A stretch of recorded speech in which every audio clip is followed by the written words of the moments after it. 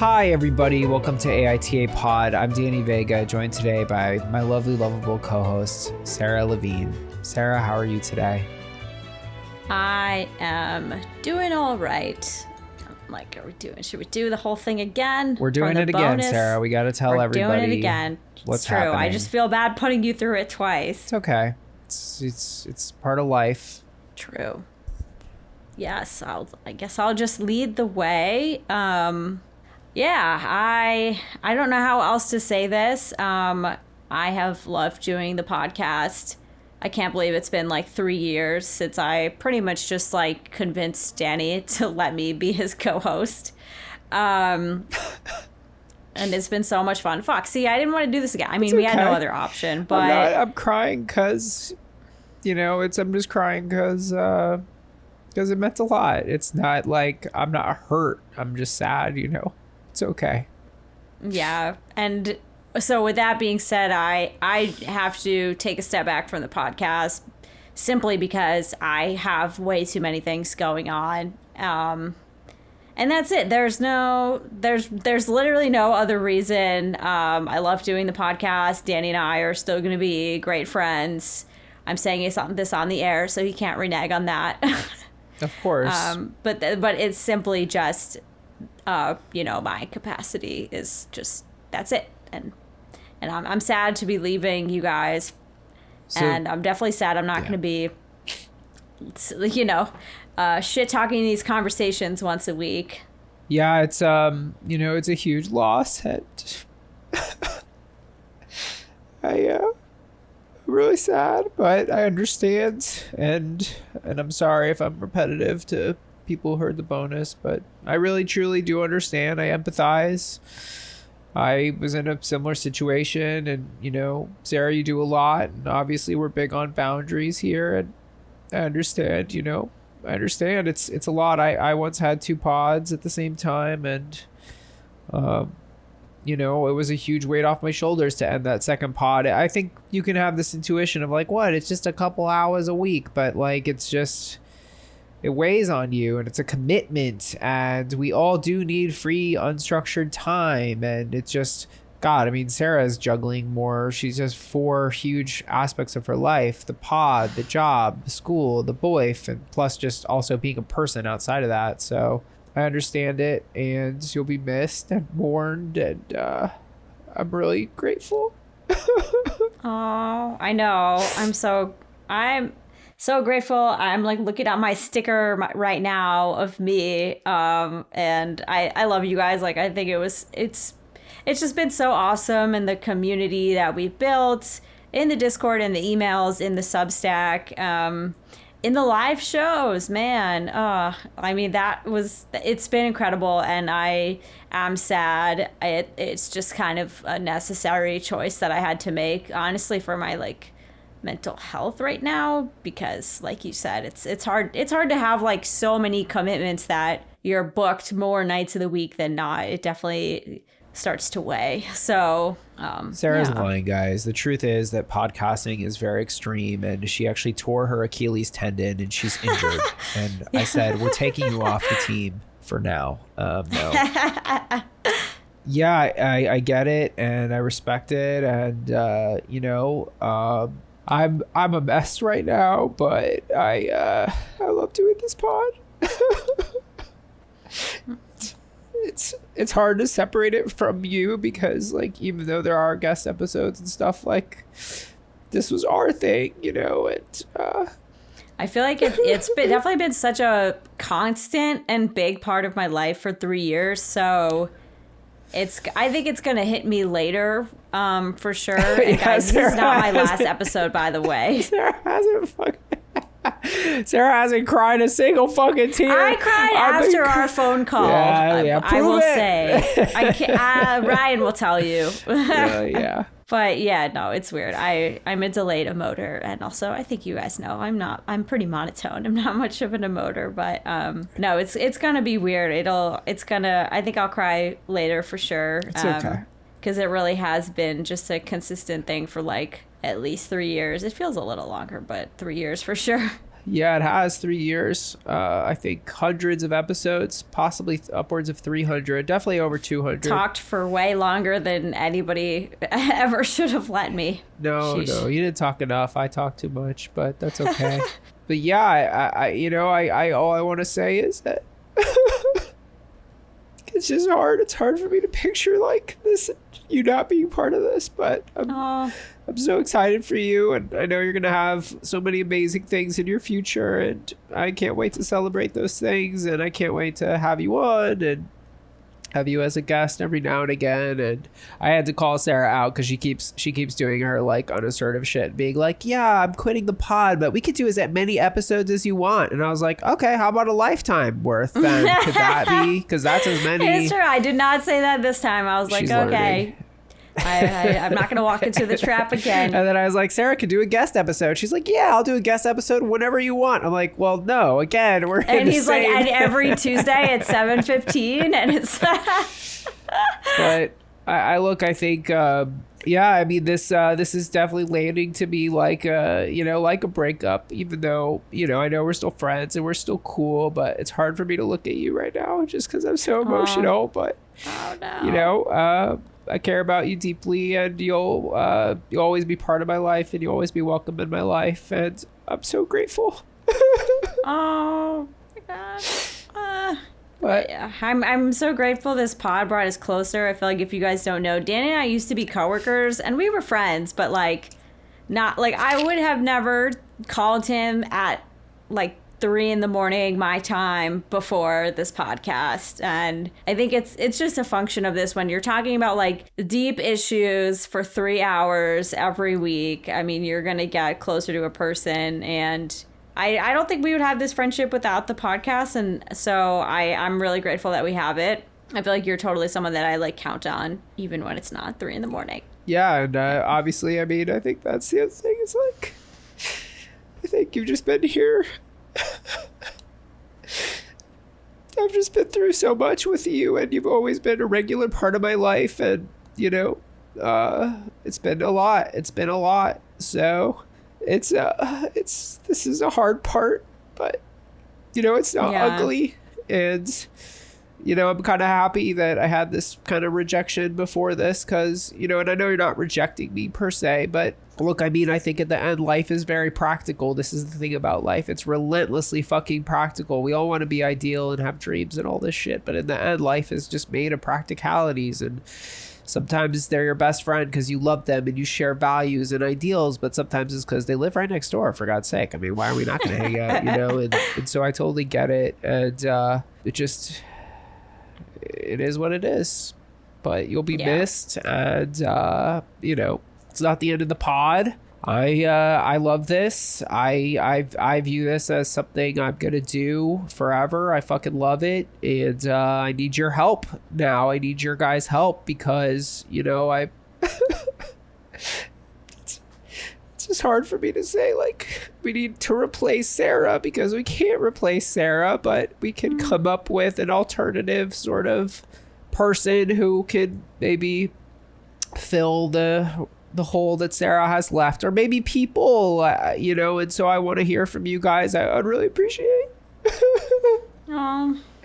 guests you like, or if you know people in LA that might be good for the pod, that would be great. That would be really helpful to me as I try to scramble to keep up with the 3 episodes a week we've been putting out. And again, a huge shout out to Sarah, because I have been maniacal. I think I don't know that we've taken 3 weeks off in years, and that's just how much I live for the game. And thank you, Sarah. That's how dedicated Danny is to the podcast, you guys. Like, Danny is seriously, I don't even know what to say. I mean, obviously this is his baby, but like the stickers, the live show, the Discord, that was kind of the patrons' idea. The WhatsApp chat that preceded the Discord, like this was all Danny's. So, I mean, incredible. Yeah. And you're gonna take the pod huge to such new heights, and I'm excited to see it, but I will also look at it with a twinge of sadness for sure. Yeah, I mean, on the other hand, we did build that Twitter bot, the Sarah bot, so maybe we could just make it send shit, just fuck it right up. You won't even be able to leave. We'll just clone your ass. Oh my God, yes.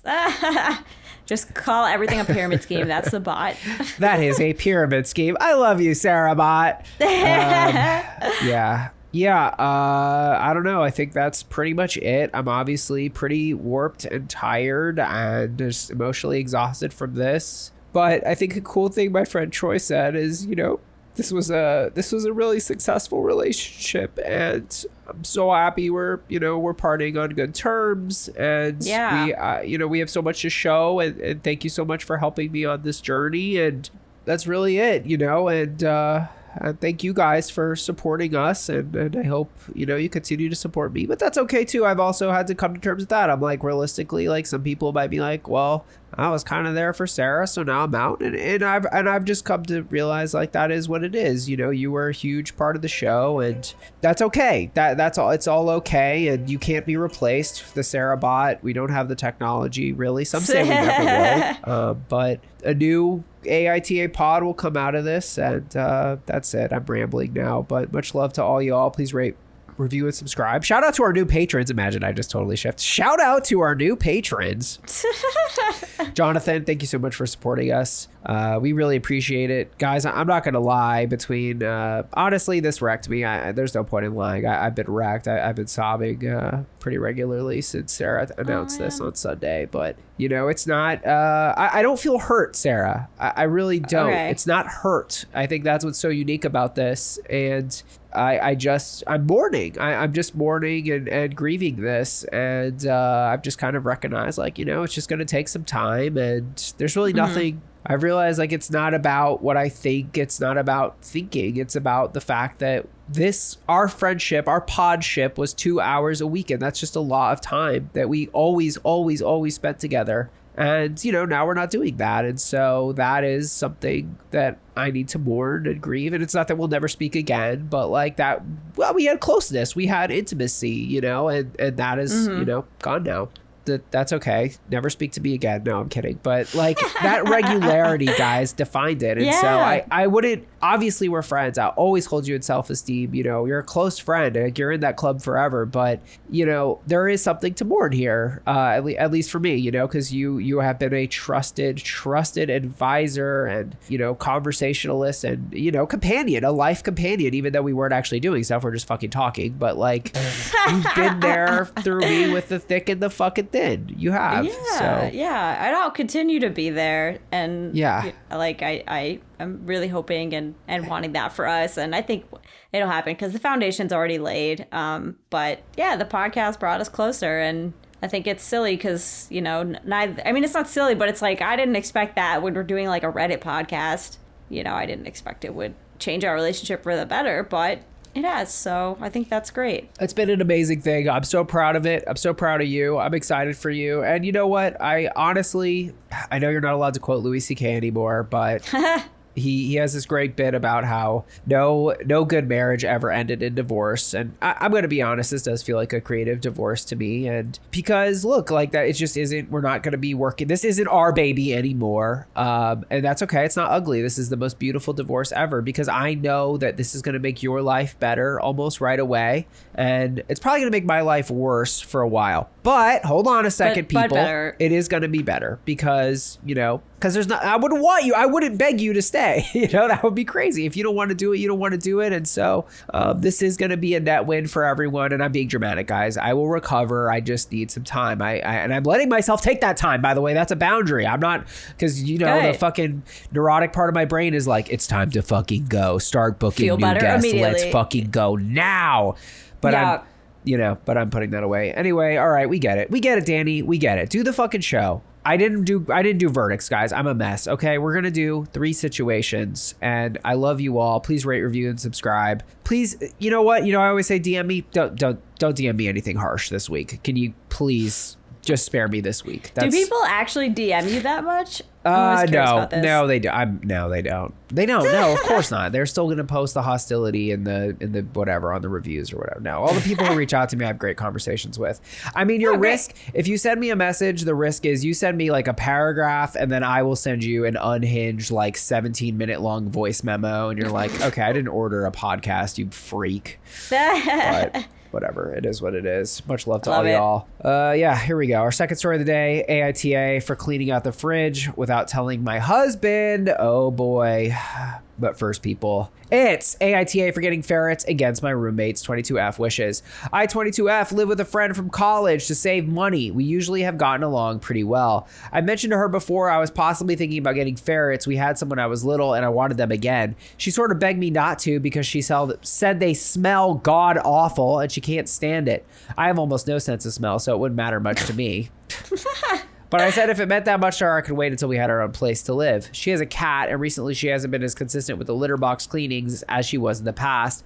I get that she's been super busy, and 90% of the time she does fine, but a couple of times she went too long, and the cat did its business in the living room, which grosses me out. Second time it happened, I got a bit upset, and she apologized and said she'd try to do better. She asked if I could help clean the box if she did forget, and that it'd be a lot easier for me without much of a sense of smell, but I refused since it's her pet. When it happened again a month later, I told her that if it happened again, I'd be getting pet ferrets. Not as like a punishment, but I'm not going to go out of my way to keep the apartment free from pet smells or whatever. If she's showing it's not really a priority for her. She got upset but said she'd do better. She did, but 2 months later it happened again. I didn't give her a warning. When she was out of town one weekend, I bought 4 ferrets. When she got back... 4? No! She was crying that the stench was overwhelming and everything stinks and begged me to get rid of them. I said, no, sorry. I warned you what the consequences would be and I'm not just going to abandon them. I figured she'd get used to the smell, but it's been a week and she's still upset, saying I don't understand how nauseating it is since I can't smell, and that this punishment is totally disproportional to any grossness our cat could ever produce. AITA. See, this is just another asshole who like wants to live in like plausible deniability land. Like, you, this wasn't like a consequence of her actions. This was you looking for any excuse to buy ferrets. Like, just be fucking real. Yeah, you can't just be like, okay, bro, well, if you do this again, I'm going to steal all your money. Oops, you did it. So therefore, I get it. Oopers. Like, literally. And 4 ferrets? 4. That is so many. That's so many. A reasonable one would maybe be one thing where it's like, if you get a pet, I get a pet. But like 4. Yeah, that's fair. If she had gotten 1 and not gone so crazy, then maybe I could make some wiggle room for her. That's a top comment, though. Maud Lebowski. 4 ferrets? 4 ferrets? Just thinking about that smell nauseates me. It's probably in her stuff. It's in your stuff. It's everywhere. Do you work outside the home? If so, I bet your manager is writing a would I be the asshole about telling you that you're the stinky weird person at work, YTA. Oh, man, like the Fox girl. It's true. I've been in a ferret house and they smell bad. Those are some stinky fairies. I don't know what the problem with those ferrets is. They really stink like no other. Because they like produce a musk. They're cute. They're very cute, but like at what cost? Everything. To OP, none, because she doesn't smell. But like that. Then why do you even care about the litter box? Yeah, that's a good point. I mean, I think, if you say like, hey, your cat's things are bothering me, like you have to come up with a mutually agreed kind of punishment or whatever, but you can't just be like, I'm going to do whatever I want to do, which is get ferrets. Yeah. Like that's not how that works. No. Especially because, I mean, I think the roommate, like asking her to help scoop the litter box is like a little unreasonable, but she could have said like, oh, can you just remind me? Like... Yeah. If it's getting to a point, I think that's okay to ask. It was also 2 months later, so it's like, okay, so she forgot. Like, you're really trying to make a case out of nothing here. Yeah. No, she was just looking for any excuse to get her little ferret farm going. God. Rasta103 writes, I've taken care of 6. Unless you're able to take 24/7 care of them, they smell. Ferrets poop a lot, and I mean a lot. It took so much time, effort, and money to keep the smell down. YTA. Even a ferret fan doesn't see OP side. And that's a pretty scathing indictment. I mean, what can I even defend here? There's a reason most people go cats and dogs, and these are really... Well, this is kind of funny. Argh 2024. I love ferrets and have a little murder slinky of my own, but they do stink, especially if they aren't kept spotlessly clean. I even have a ferret shirt that I wear when handling her. Ugh. Just the notion of how that ferret shirt smells is grossing me out. Oh, man. My friends had a ferret at one point in college. I don't think I ever met him because I think they got it when I was abroad. And then they were done with it by the time I came back. Wow. It's messed up. Or maybe I just never met the ferret at their house. I don't really remember. They are really cute. It's kind of a shame that they smell. They only handle him in like biohazard suits and like a cold room. Right?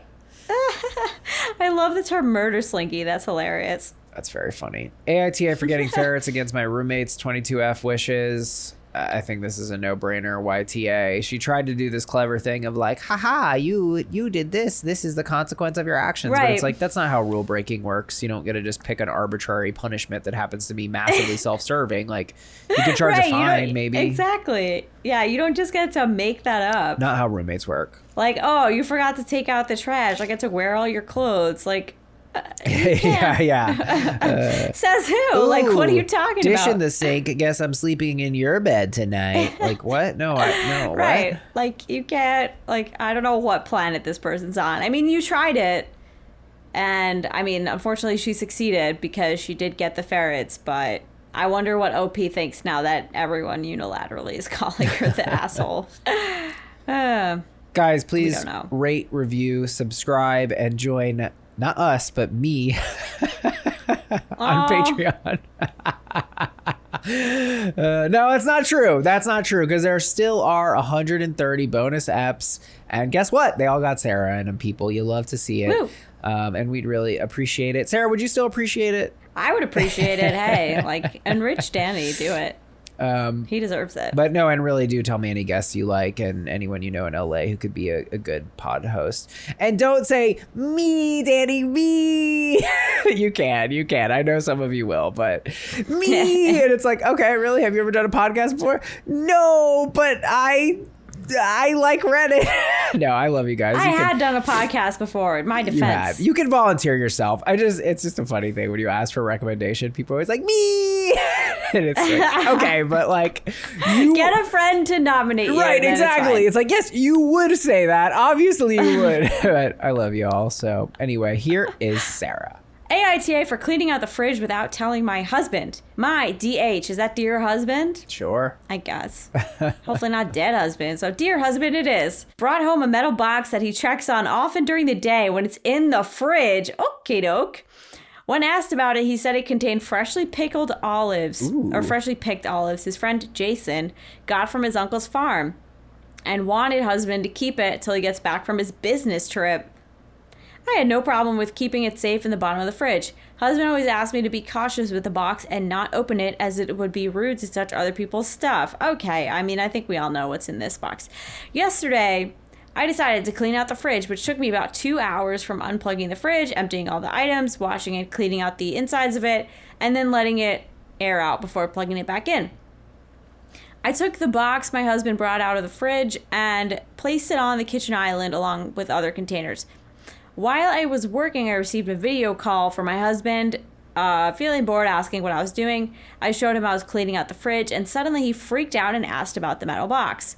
I was confused, so I told him to calm down. I showed him where it was. He got mad, telling me I shouldn't have cleaned out the fridge or even touched the box without telling him. I, again, tried to ask him to calm down, as I saw no big deal. His precious box was safe and sound, but he went on a rant about how the box needed to be put back inside the fridge ASAP and told me to plug the fridge in right then. But I couldn't because it was wet and I wasn't finished cleaning with the other parts. Apparently, I pissed him off by stalling, and he hung up. 30 minutes later, he came home and pitched a hissy fit, saying I should have picked a time where he was at home to clean out the fridge so he could take the box somewhere else to keep it cool. I said, so what? It was sitting out of the fridge for barely 2 hours. Olives can stand being outside of the fridge for longer. He said, I don't get it, and took the box and wanted to leave with it. I asked where he was taking it. He said he needed to go back to work and had no time to explain. I shrugged this whole thing off. How? But he came back with it in the evening and put it inside the fridge, then complained about me cleaning the fridge without telling him, blah, blah, blah. I argued what opinions could he have on cleaning out the fridge. He argued back, saying he promised Jason he'd keep his olives in good condition and I should have just told him. End of story. I wonder if I messed up. He usually doesn't get that mad unless I've messed up, and I think I have. AITA. What is in that box? So there's got to be like a disembodied like body part in there, right? Like I think we agree, or like drugs. I don't know what drugs have to be refrigerated. I didn't think you refrigerate olives, so I was been like confused this whole time. There's definitely. I think we could agree. There's definitely not olives in this box. There's like, no way, right? What? I can't even imagine keeping olives in a metal box. A jar, sure, but a metal box, that's so fucking sketchy. why does it need to be refrigerated? Like, I feel like it's a body part. Bored in 2020 writes, am I the only reader that thinks there's some type of drug in the box? No, you're not. I don't Definitely know, but not. what We're drug all would it be? thinking it. I've never heard of a drug that needs to be I refrigerated. don't know. I was like, heroin? I don't know. Something that I have no idea. I don't think it does need to be refrigerated, but like... Here we go. Wonderful Nobody 16. Methadone Let's go. is sometimes kept in the Methadone. fridge, and when it is, it's generally in a little metal locked box. Oh, there we go. X had a friend who was on methadone, and when he visited, he had a fridge lockbox that contained his prescription. As soon as I read the story, I thought of him. My way too deep theory, he's not checking on the box. He's opening it to get his dose to prevent the severe illness that comes with opioid withdrawal. Jeez. He might want you to be cautious around the box because he's been hiding active addiction. Or it could be because methadone can literally kill people that don't have a tolerance to opioids. Please be careful if you do handle the box again. Jesus.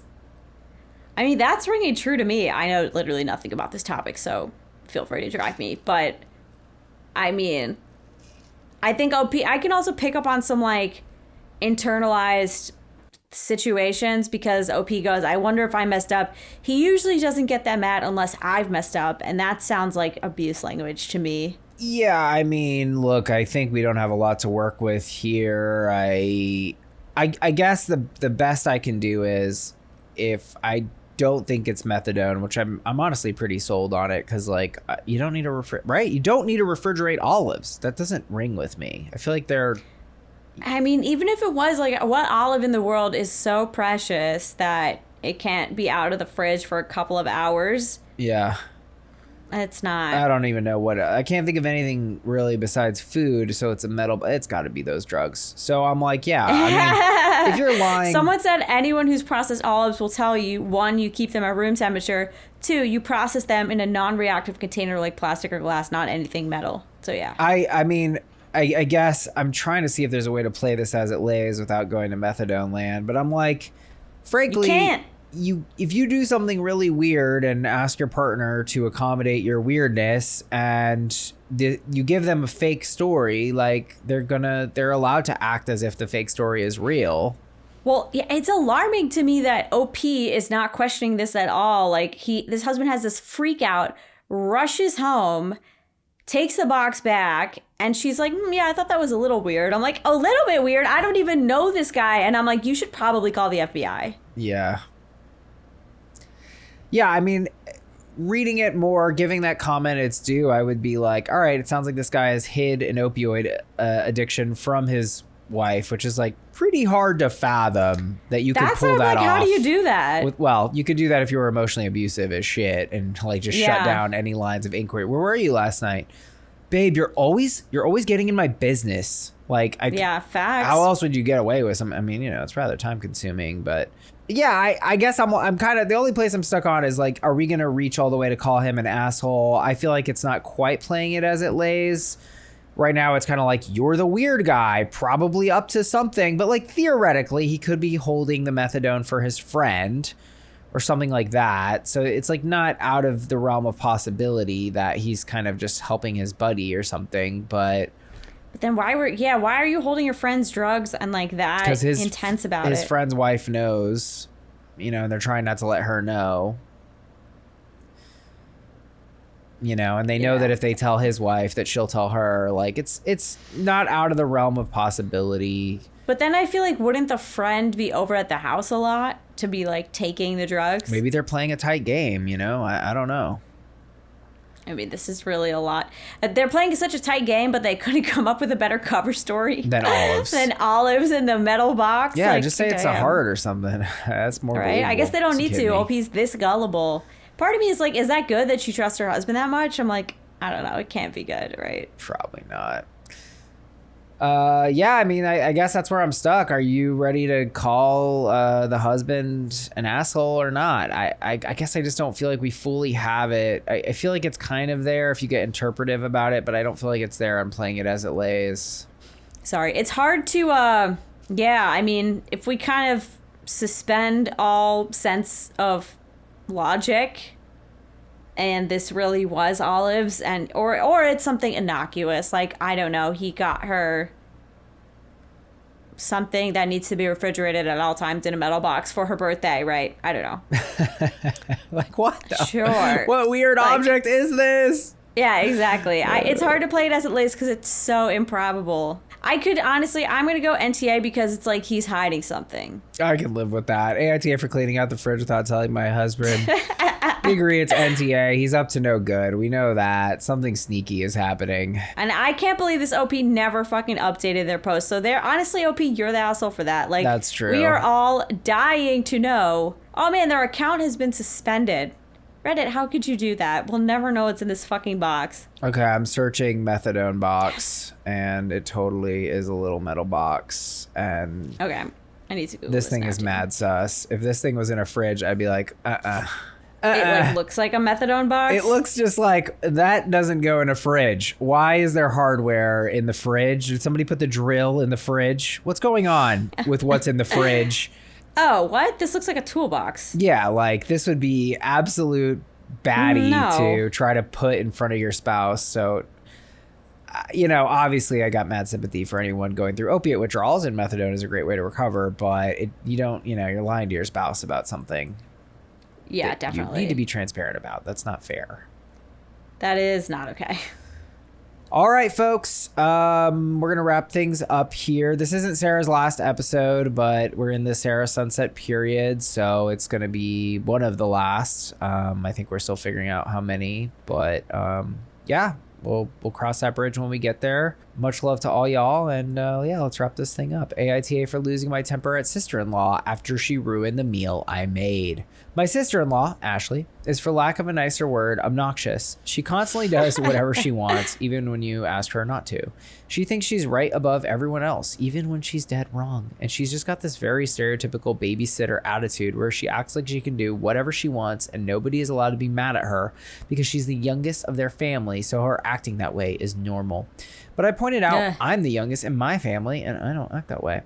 I don't like sister-in-law, but I've been polite and kept a peaceful relation for my husband's sake. Until today. Today was the first time since 2019 that my husband and I have been able to see our small friend group in person. We all got our shots 2 months ago and decided to meet up finally for dinner.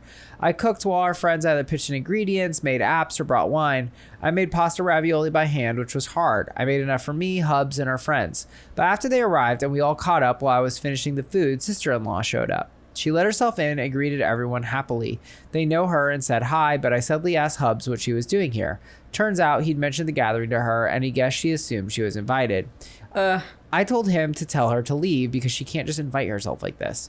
He said that would be humiliating for her and asked if she could stay. I was annoyed, but agreed. Things were fine at the start. I had a few sips of wine to relax and was about to plate everyone's food at the kitchen island and bring it to them, but forgot Parmesan, so went to get it. I heard sister-in-law say she'd help bring the food to the table. I said no thanks and to stay seated.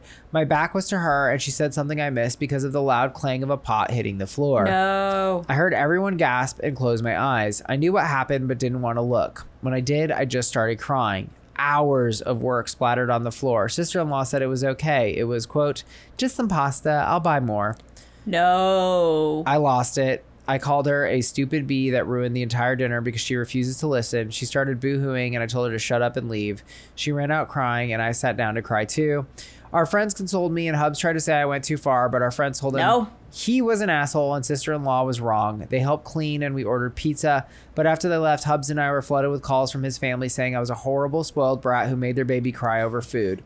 Now I'm just crying and feeling like garbage. Did I go too far? I don't usually get so angry or curse. AITA. How do people get to this point? How do you honestly, we need a separate subreddit that's like, how did you marry this person?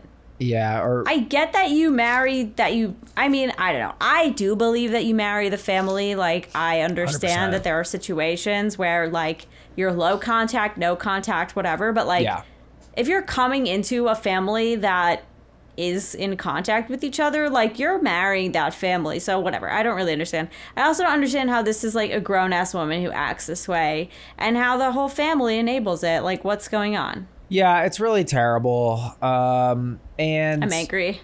The miss here too of saying it's just food is so unempathetic and if I steal every penny to your name, it's just money. Yeah. Like, Well- what is that shit? It's just blank. Like, Yeah, well, it's also like, it's not just food. It's effort, time, Yeah. disappointment, expectation. There's like 9 different things. and also they were hosting a party that she wasn't even fucking invited to. So like, it's just like, this wasn't even your food to ruin. Yeah, and you were being disrespectful, not listening. I mean, the whole thing is made of obstinance, you know? It's like you showed up somewhere where you weren't wanted, you did something that somebody told you explicitly not to do, and then you accidentally ruined the whole night. And it's like, yeah, that is a jackass and an asshole, a rare jackasshole, if I ever did say that. Love that. So I don't really even know any defense. This goes on for quite a bit, but let's read the top I chose comment. this because not because it's a juicy situation, but because there are like a lot of edits that I thought were interesting. Go ahead. I could read some to give you a break.